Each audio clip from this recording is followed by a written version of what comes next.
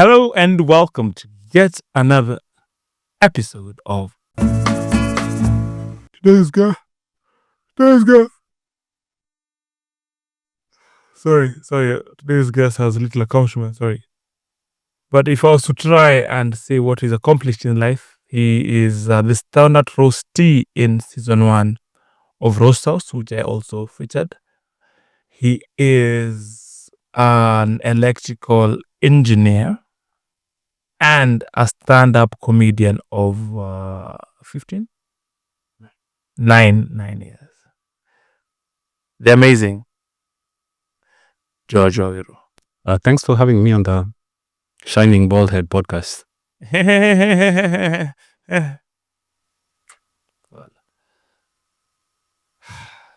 Has anyone ever told you that you look like an older, graying and more chubbier Triomio?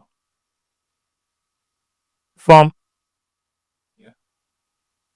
does it feel for Triomio to be a success at 18? He was a success in the entertainment industry by 17. And you having the same qualities are not a success at 9 years into the comedy game. I think success is not determined by age. You can be successful when your time will come. Like you. How old are you? 33, going to 34.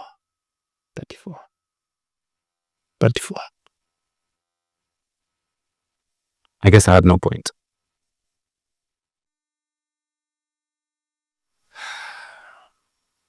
Jojo, you're the standout roastie. That means in terms of roast house, you're the one people standout roaster.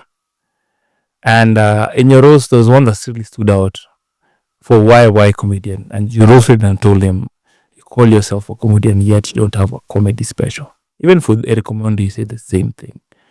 Why since then has 2 comedy specials? I asked you as somebody who just recorded his own comedy special. You are 9 years into the game. Like, what are you doing without a comedy special?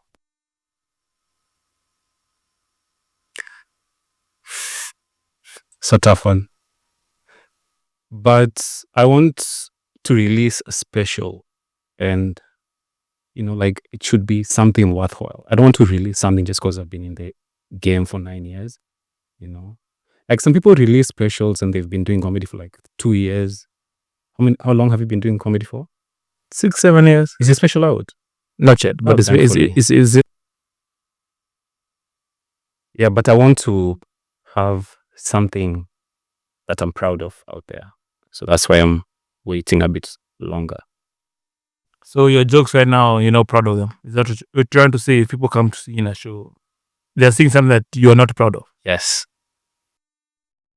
Wow. You're part of the Kisiangani podcast, and your fans are called Nziges. It's you, Emmanuel Kisiangani, Bashir Halaiki, and Nduta Karaoke. There we go. No, her name, I had to call her Ruth, but Ruth is another comedian. But I wanted to ask, 2 of them were picked up for a radio show, and you were not. Is it because you lack the requisite talent? Or what happened there? Why not George Waweru?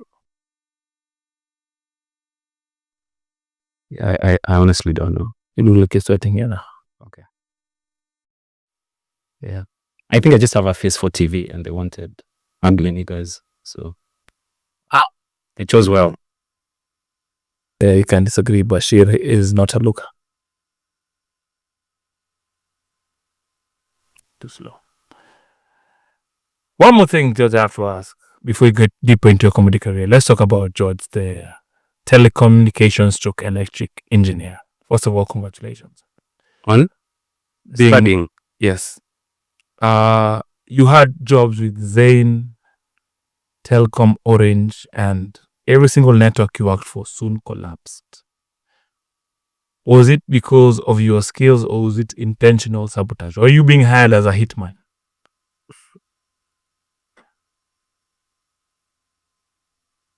It's the economy. it's not me. By any chance, did you serve as advisor to Raila Odinga in his presidential election campaign based on your track record in telecommunications engineering? Honestly, it's unfortunate that every telecommunications company I've worked for has gone under in some sort of way. But I'm glad I'm a guest on this podcast, so I hope the trajectory follows. I didn't. Shindwe. But you can't bring down Shindwe. something that's not up. Shindwe. I had not thought about it from that perspective.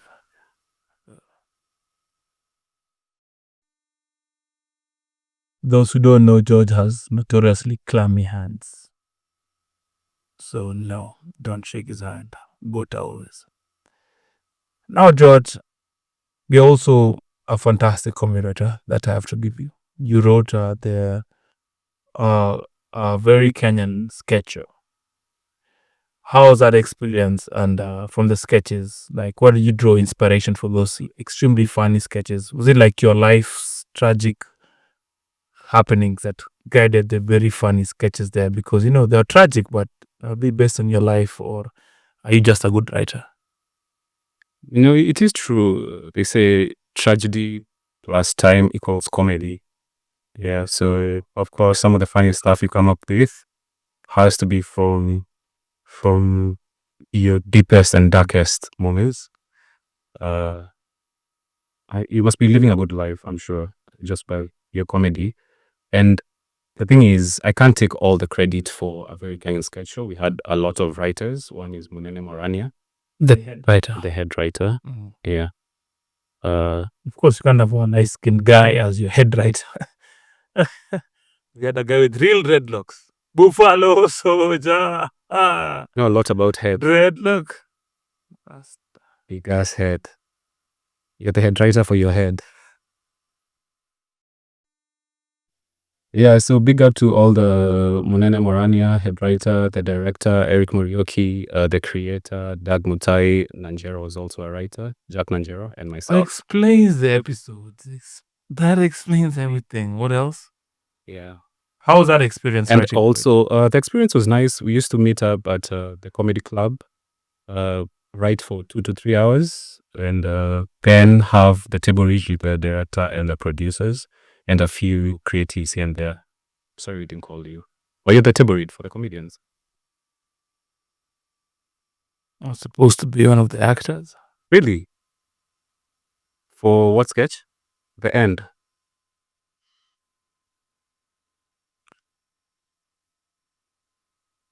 I feel like my TikTok skits allowed me to be in that role.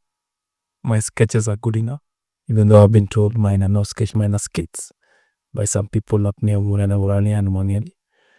I feel like my work as a content creator allowed me or made me, I deserved to be part of that show. But it's okay. There's a season 2 coming up.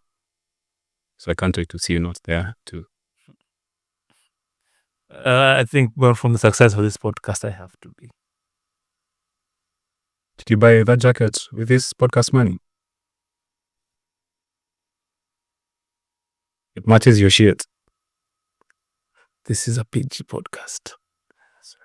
You cannot use profane language. Is that what you use in the writing rooms? You should be ashamed of yourself. Sorry. But as a writer, you've also written the movie that you starred in called, what's the name of the movie you wrote again? And starred in the short movie? Influenced. Yes. Influence. You started it, you wrote it, you brought the TV crew together that were under the all-star. All of them have won individual awards, Mr. Fox and them, on their own. And the movie went on to premiere in a small studio which you organize yourself. Do you feel like you wasted the time of all of these people because the movie itself was published to zero acclaim? And everybody's acting, to be honest. Chico was amazing. The waiters were amazing. Your is the inspiration. First of all, let's just answer the question. The first one. Do you feel like you wasted people's time? Yes. No context. your acting, or you inspired by Ice-T from The how Fridge. Sorry, no, the rapper. the actor. Now the actor actually. Okay. That he's so bad, he's good. Was that like your inspiration? Like your acting was so bad that it's good? Was it like you trying to act for real? I was really pushing myself. That's pushing yourself. I rehearsed. Got a couple of rehearsals. That was my first acting role.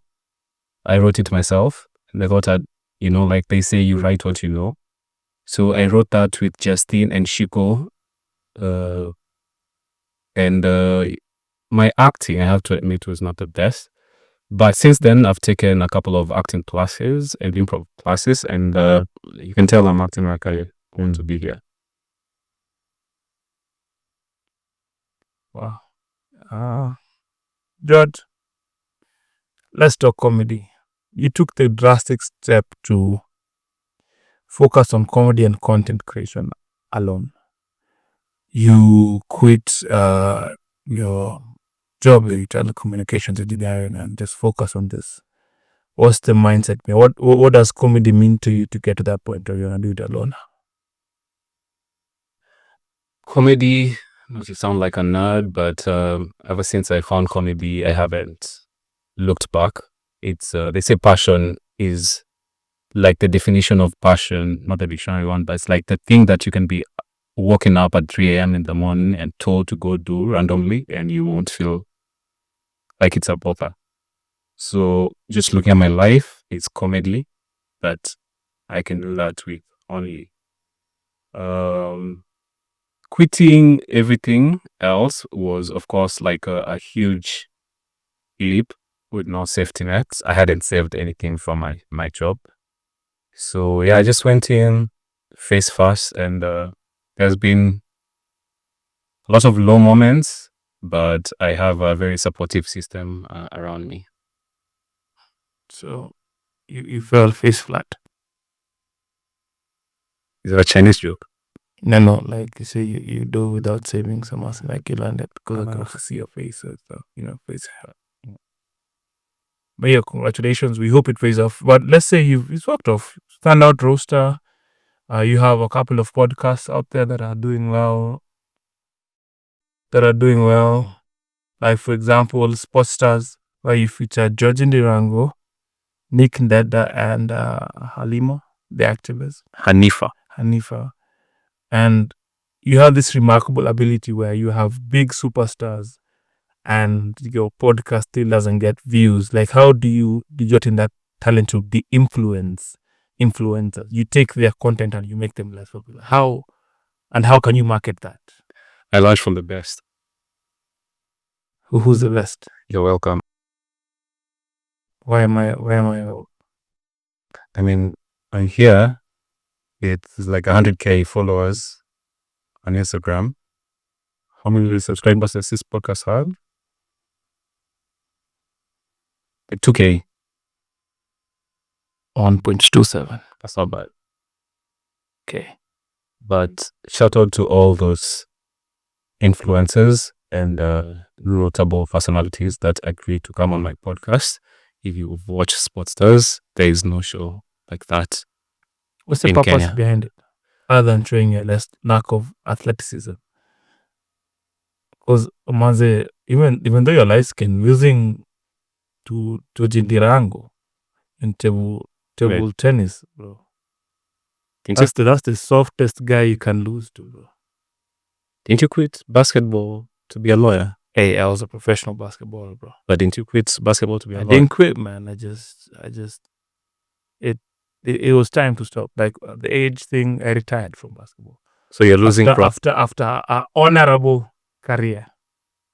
So you're bad in both courts. I never lost table tennis to George Ndirango. Is what I'm trying to say.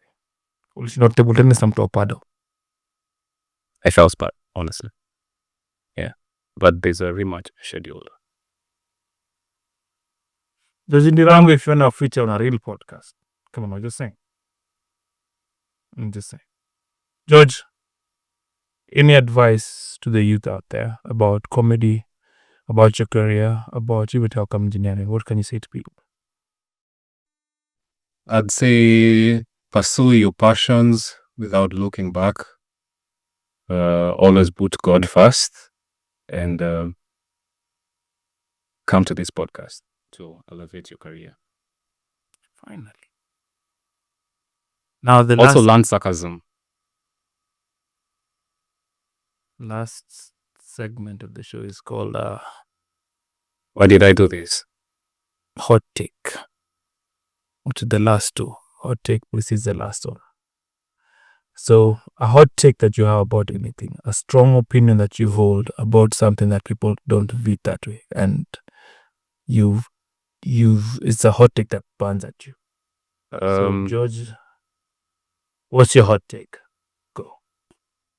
My hot take is women should be paid equally.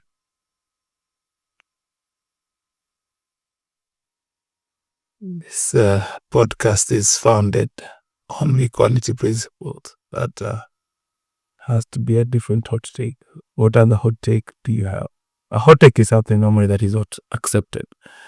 Oh, okay. I think this is the best podcast, and I truly believe that in my heart of hearts. And I believe you're going far.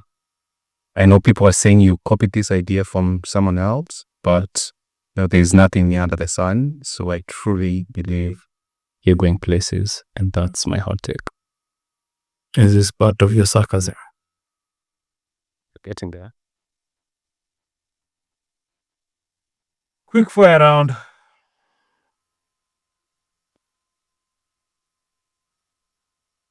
Football versus F1. Football. F1 versus basketball. Basketball. Wetangula versus Mutavudi. Rectangular. Why? And the name is funnier. Kalonzo versus Wavinyandeti. Kalonzo. Why? I like my other both combos. Right? How did you pick the man over the woman? Remember my hot take? But you like man? The audience will get it.